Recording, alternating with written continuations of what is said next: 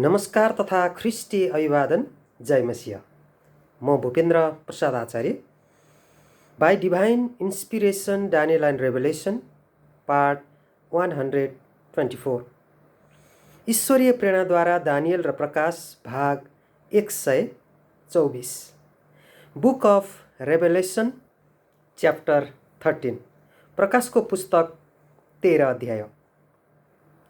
प्रकाशको पुस्तक 13 अध्यायमा समुद्रबाट र पृथ्वीबाट निस्केका पशुहरूको विषयमा वर्णन गरिएको छ र आजको श्रृङ्खलामा तपाईलाई समुद्रबाट निस्केको पशुको विपरीत पृथ्वीबाट निस्केको पशुको विषयमा म तपाईलाई बताउँछु।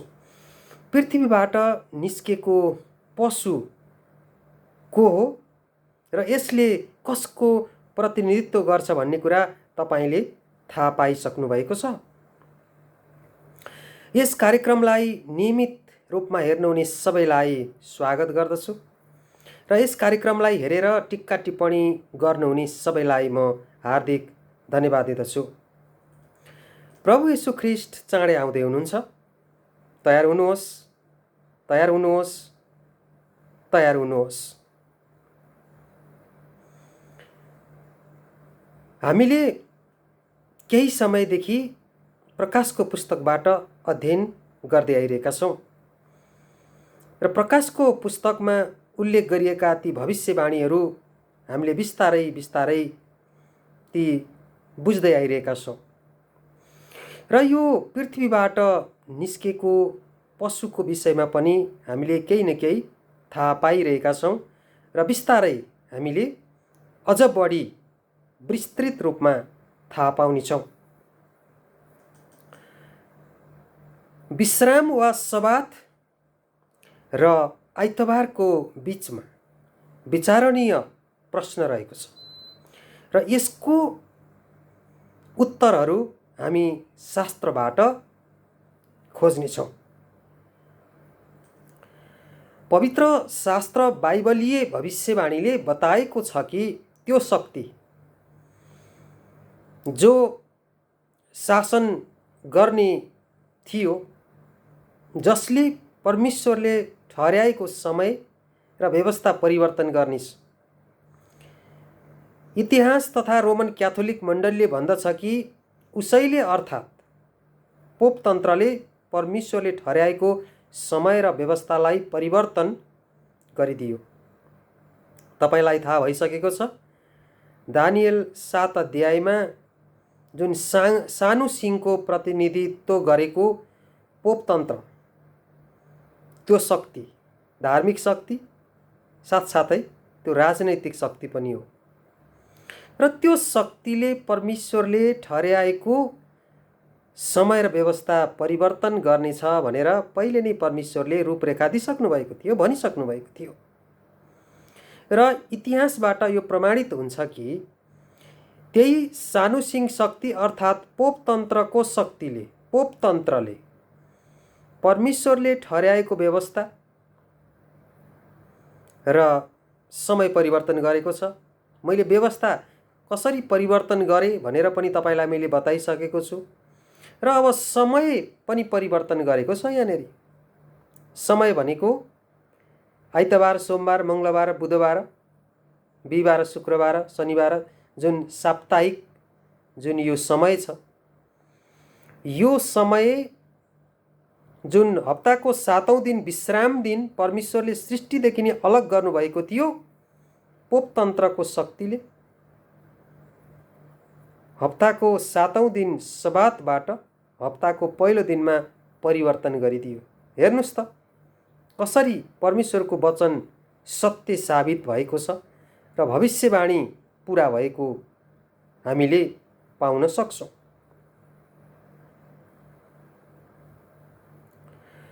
हप्ताको 7औं दिन पवित्र विश्राम दिनलाई पवित्र हप्ताको पहिलो दिन आइतबारमा सारिदिएको छ।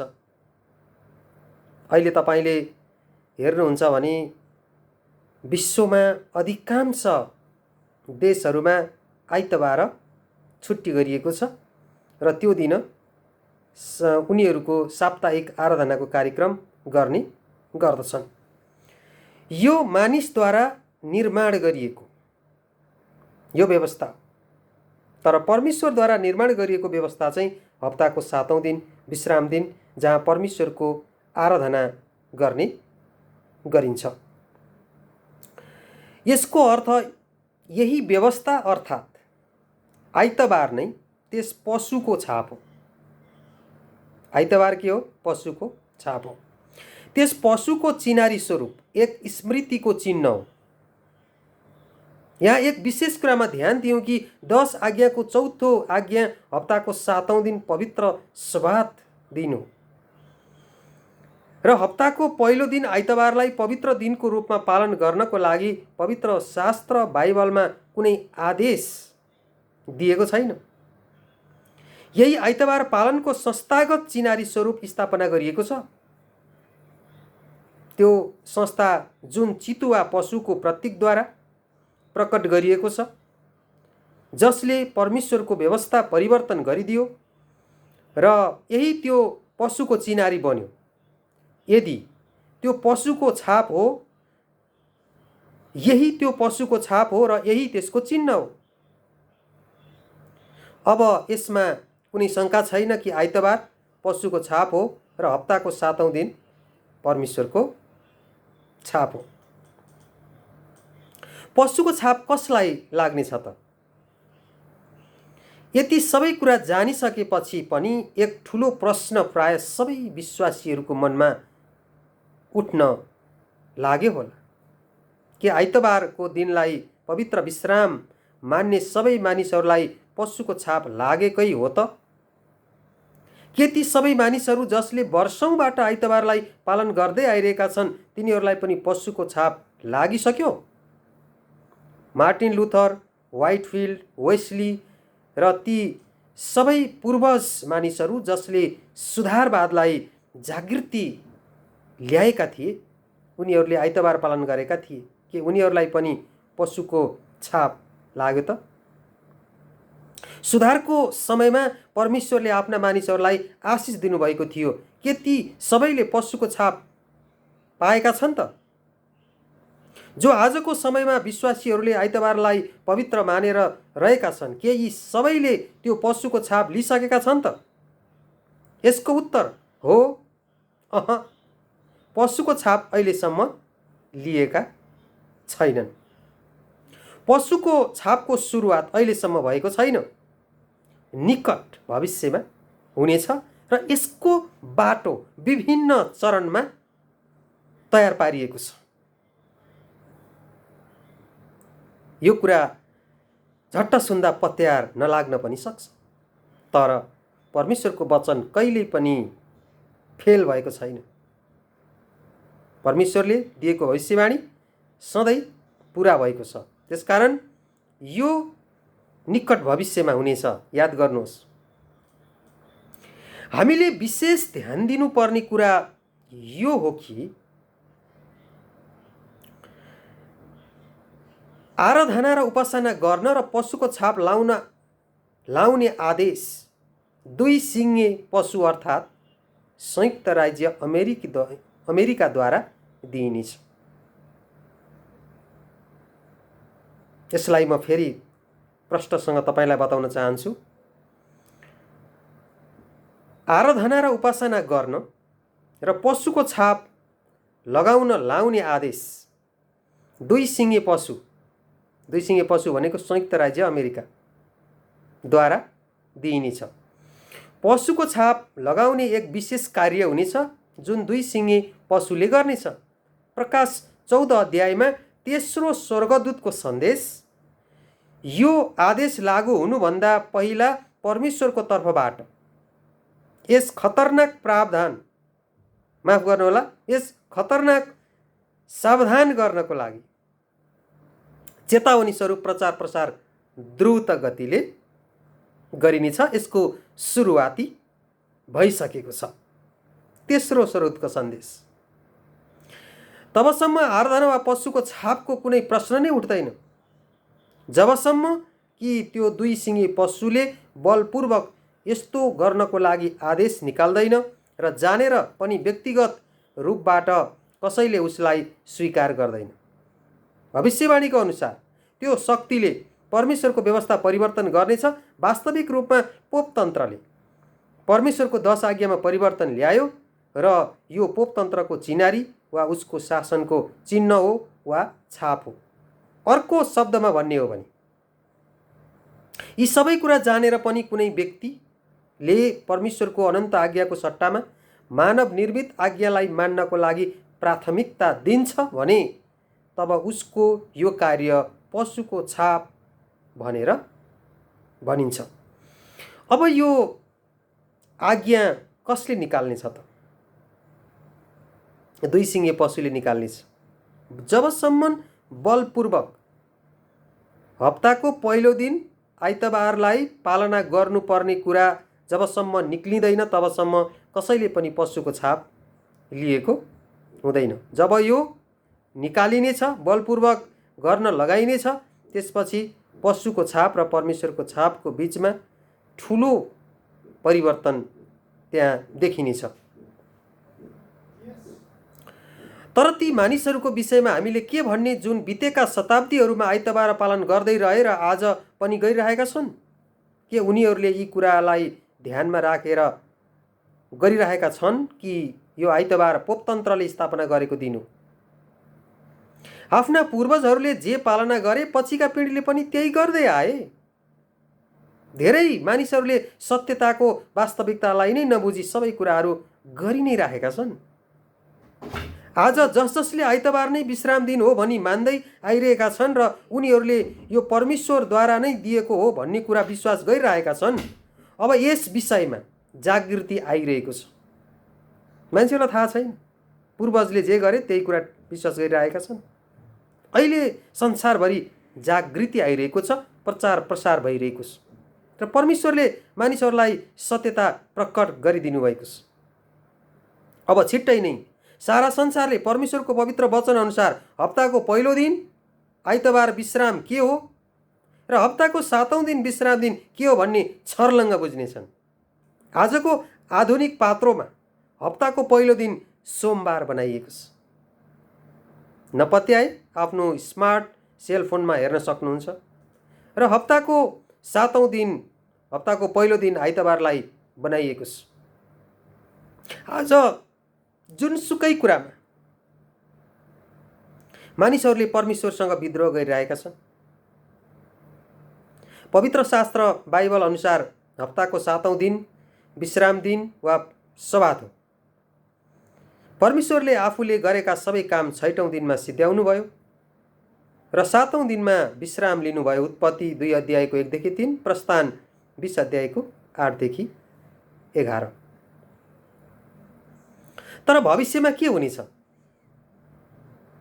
परमेश्वरको पवित्र सब्बातको विषयमा जागृति उत्पन्न गराउनु नै पवित्र शास्त्र बाइबल प्रकाश 14 अध्यायमा वर्णन गरिएको तेस्रो स्वर्गदूतको मुख्य कार्य हो।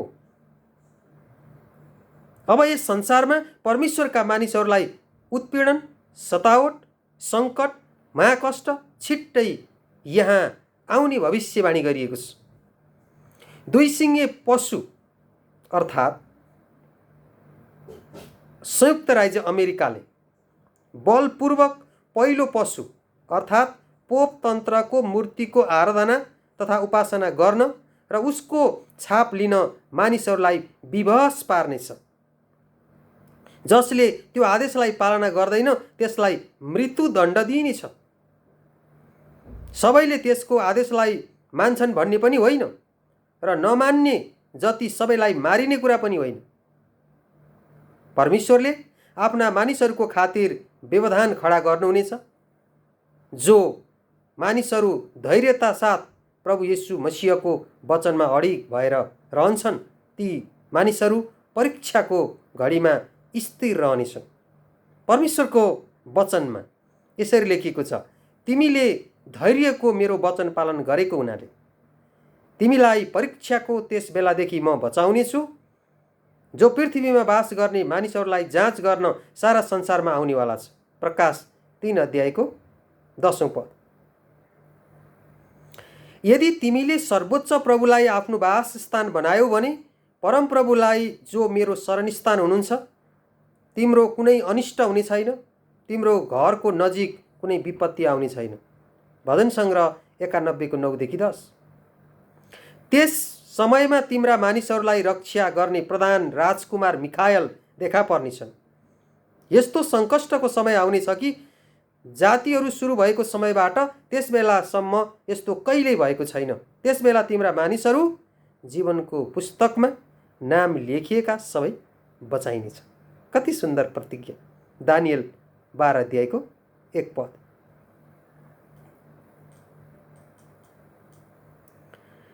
अनि धेरै पानीहरूको आवाज जस्तै र ठुलो गर्जनको आवाजहरू जस्तो स्वर्गबाट आएको एउटा स्वर मैले सुने।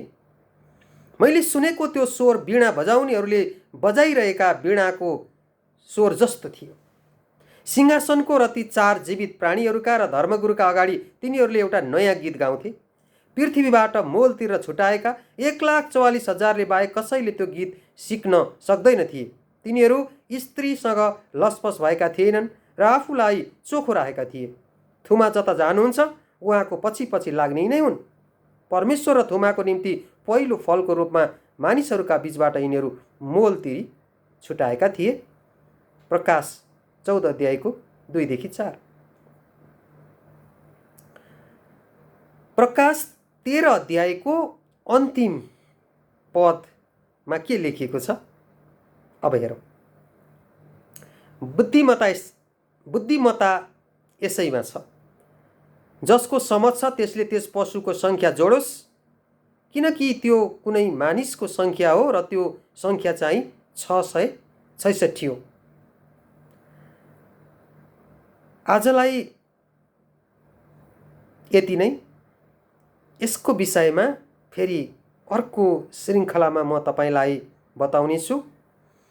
रहस्यमय उसको नामको सङ्ख्या 666 को विषयमा म तपाईँलाई बताउँछु, जुन प्रकाश 13 अध्यायको 18औं पदमा उल्लेख गरिएको छ। र हामीले राम्ररी थाहा पाइसकेका छौँ कि समुद्रबाट निस्केको पशु जसले पोपतन्त्रको प्रतिनिधित्व गर्छ भने पृथ्वीबाट निस्केको पशुले संयुक्त राज्य अमेरिकाको प्रतिनिधित्व गर्दछ। र अब यो संसारको अन्तको समयमा दुई सिङे पशुले कस्तो कार्य गर्नेछ र पोपतन्त्रले कस्तो कार्य गर्नेछ भन्ने कुरा सबै शास्त्रले बताएको छ। यी कुराहरू परमेश्वरले हामीलाई तयार हुनको लागि दिनुभएको छ। तयार हुनी नहुनी परमेश्वरले छोडिदिनु भएको छ। के आज तपाईँ तयार हुन चाहनुहुन्छ? के प्रभु यीशु ख्रीष्टलाई उद्धारकर्ता र मुक्तिदाता भन्ने स्वीकार गर्न चाहनुहुन्छ? स्वीकार गर्न चाहनुहुन्छ भने भन्नुहोस्, प्रभु म तपाईँलाई स्वीकार गर्दछु, मेरा अधर्महरू पापहरू मेटिदिनुहोस् भन्नुहोस्, म तपाईँको हुन चाहन्छु भन्नुहोस्। उहाँले तपाईँलाई स्वीकार गर्नुहुनेछ। परमेश्वरले तपाईँलाई र तपाईँको परिवार, यो राष्ट्र सबैलाई आशिष दिनुभएको होस्। नमस्कार।